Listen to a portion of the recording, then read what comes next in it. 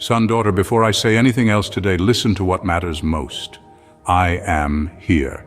I am with you right now, in this room, in this silence, in that sigh you just released without even noticing. You didn't come looking for me by accident. This connection, this video, this message, none of this is a coincidence. There is something in your spirit that was crying out for me, even if your mind was distracted. There's something inside you that needs to hear my voice today more clearly than ever before. And that's why I came. I decided to visit you, not with judgment, but with love. Not with demands, but with revelation. You need to know that I've never distanced myself. I never stopped watching over you. Not even on the days you hid from me. I never stopped calling you. Not even on the nights when you felt alone. I never stopped embracing you. Do you think your pain went unnoticed? That your pillow soaked in tears was ignored by heaven? Do you think the sighs from your soul, when no one else could hear, were in vain? I tell you, every tear was collected, every silence was heard, every thought, even the most confusing, I understood, because I am your father. And a true father never stops loving his child because of their wounds. He never abandons his daughter because she's fallen. On the contrary, it's in the fall that I run to lift you up. It's in the pain that I embrace you even tighter. It's in the chaos that my voice becomes closer, sweeter, more necessary. Son, you don't need to prove anything to me anymore. Hear this with all your heart. You are already loved. You are already seen. You are already desired by me. My love doesn't depend on your performance. It doesn't depend on whether you prayed yesterday or forgot to pray today. It doesn't depend on whether you did everything right or stumbled again.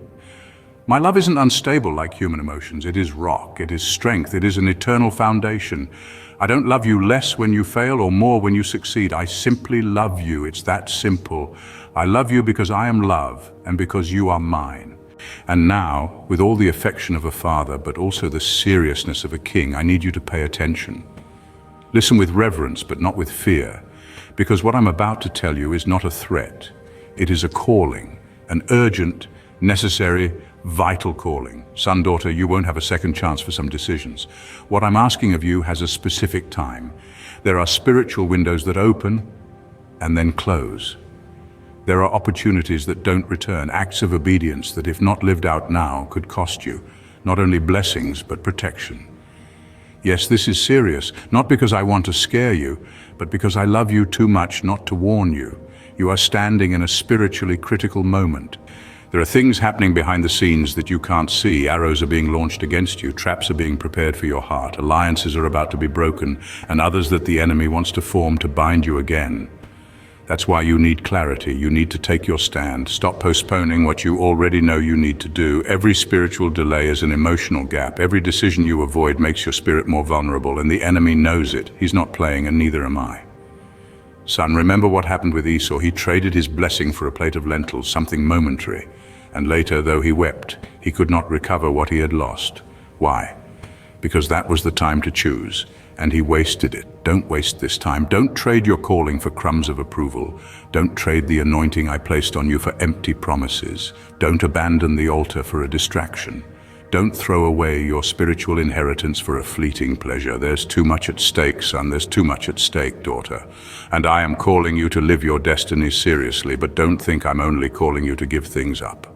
I'm calling you to conquer. I'm calling you to grow, to flourish, to take possession of something I've already prepared for you. There are doors about to open, but you need to be in the right place. There are blessings about to descend, but you need clean hands. There are promises already in the air, but you need a peaceful heart. Do you understand now why this is urgent? Because heaven is moving, and if you don't move with it, you'll be left behind. Not spiritually lost, but spiritually stuck. And I didn't create you to live stuck. I created you to fly, to be like the eagle that rises above the storms, that breaks through fear, that sees from afar. And I tell you more, don't fear the winds. They didn't come to knock you down, they came to push you to where I want you. Don't fear the noise of opposition. When hell shakes, it's because heaven is about to descend. Don't fear the silence. When it seems like I'm not speaking, it's because I already spoke, and now I'm waiting for your answer. And your answer needs to be now, because faith doesn't procrastinate. Faith is immediate. Faith doesn't say later. It says, here I am. So say it. Here I am, Father, even without understanding everything, even with a wounded heart, even with my past still bleeding. Say it. Here I am. because what I will do does not depend on your strength, but on your surrender. Yes, I will heal you. I will restore your dreams, your mind, your family, your weary soul. I will close old wounds. I will cleanse hidden traumas. I will remove the weight from your shoulders and place peace in your thoughts. I will cover you with my protection. Angels are already on their way. Heavens are already opening. The atmosphere around you is about to change, but all of it begins with one response from you. Obey now, not tomorrow, not later, not when you feel better, but now, because those who trust obey, and those who obey live the supernatural. Son, daughter, I chose you from the womb, before any human word could name you, before your parents saw you, before your fears existed, before the world told you what you could or couldn't be. I saw you. When your substance had no form, I not only saw you, I wanted you. I desired your existence. I desired your smile. I desired your voice. I desired your soul. And even knowing all the roads you'd walk, even seeing every pain, every trauma, every wrong choice, every dark night, every confusing thought, every silent fall, I still called you. I called you not because you were perfect, but because I am perfect in what I do. I set you apart, not because you deserved it, but because I saw something in you that no one else saw, a heart that would still belong to me, even after everything. Your worth to me was never measured by applause or titles.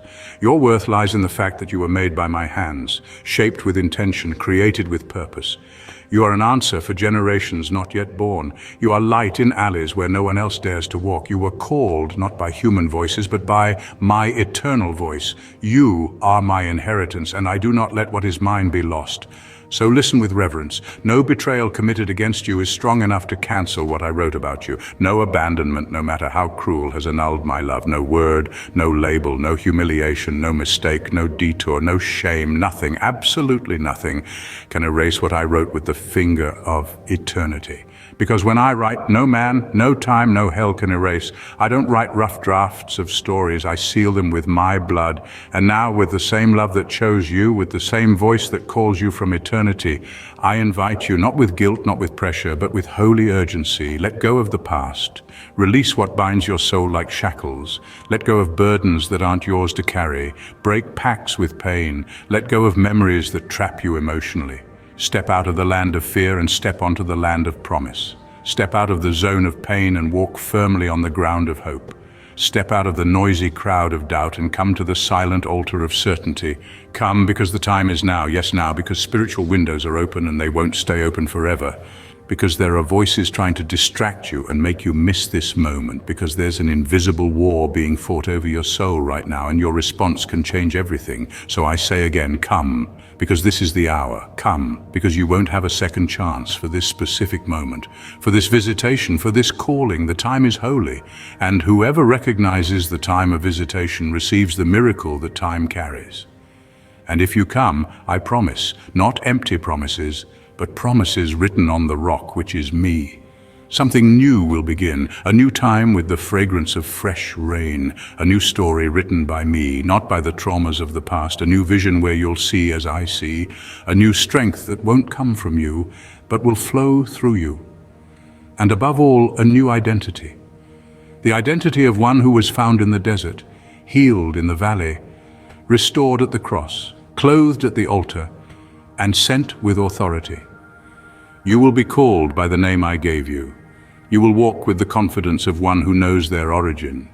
You will sleep in peace. You will wake with direction. You will walk with purpose. You will speak with wisdom. And when others ask what happened to you, your answer will be simple and powerful. I heard the voice of my Father, and I chose to say yes. And that yes you whispered, it shook heaven.